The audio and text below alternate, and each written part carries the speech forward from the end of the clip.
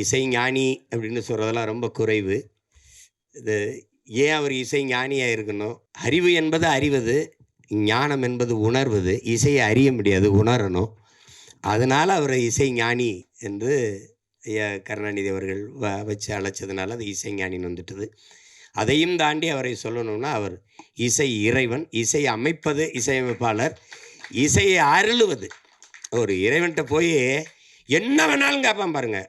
இந்த தேர்வில் நான் வெற்றி பெற்றணும், எனக்கு அதிக மதிப்பெண்களை கொடுத்துரு, எனக்கு கை காலுக்கு நல்ல சுகத்தை கொடுத்துரு, எனக்கு நிறைய மூளையை கொடுத்துரு, எல்லாம் என்ன கேட்டாலும் கொடுத்துருன்னு நினைக்கிறான் பாருங்கள். அப்படி கொடுக்கும்னு நம்பிக்கை உள்ள ஒன்றுக்கு பேர் இறைன்னு வச்சோம். நீ என்ன வேணாலும் கேளுங்க, தந்துடுவார்.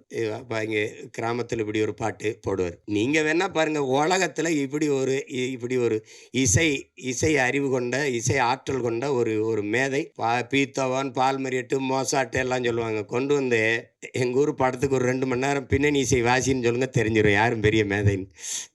என்ன முத்துராஜ், போட்டு வாசிக்க சொல்லுங்க. தளபதினு ஒரு படத்தை எடுத்துக்கிறங்க. ஒரே இசையமைப்பாளர், ஒரு மியூசிக் கம்போசர், ஒரு இசையமைப்பாளர் ஒருவரே இந்த படத்துக்கு இசையமைச்சிருக்காரு, இந்த பாடல்களை உருவாக்கியிருக்காருன்னு யாராவது ஒத்துக்கிட்டா சொல்லுங்க. எடுத்த உடனே ஒரு பாட்டு, சின்ன தாயவள் தந்த அந்த பாட்டு போகும். கொஞ்சம் நேரம் அடி ராக்கம்மா கையை தட்டு சங்கு சக்கு சக்கு சக்குன்னு போகும். அதில் வந்து தேவாரத்திலிருந்து ஒரு இதை போடுவார், கும்பிட்ட குரு ஒரு போடுவாங்க, சோபன அறிமுகத்துக்கு ஒரு இதை போடுவார்.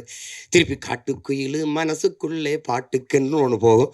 தின்னு சுந்தரி கண்ணால் ஒன்று போ, யமுனையாற்றிலே ஈர காற்றிலே, குடியா பீத்தவான் வா, மோசாட்டு வா, பால் மறிட்டு வா, போடுற அப்படி 7 பாட்டு போட்டு விடப்பா, சேதறிடுவான். யமுனை ஆற்றிலே ஈர காற்றிலே கண்ணனோடு தான் பேட, இவர் தான் சங்கு சக்கு சக்கு சக்கு, அதான் அவர் தான் கம்போசர். காட்டுக்குயில் மனசுக்குள்ளே பாட்டுக்கு அதான் கம்போசர். திருப்பி ஒருத்தர் சுந்தரி கண்ணாலூர், அதுவும் எல்லாம் ஒரே ஆளுன்னு சொல்லி எவனாவது உலகத்தில் நம்பிட்டானா என்ன கேள்வி? அது எங்காலால் தான் முடியும்.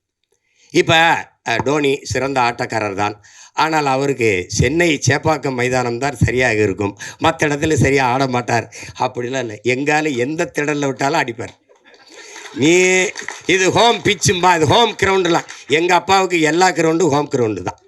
நீ நகைச்சுவையாக படம் எடு, நீ எதாவது எடு, எல்லாத்துக்கும் இசை.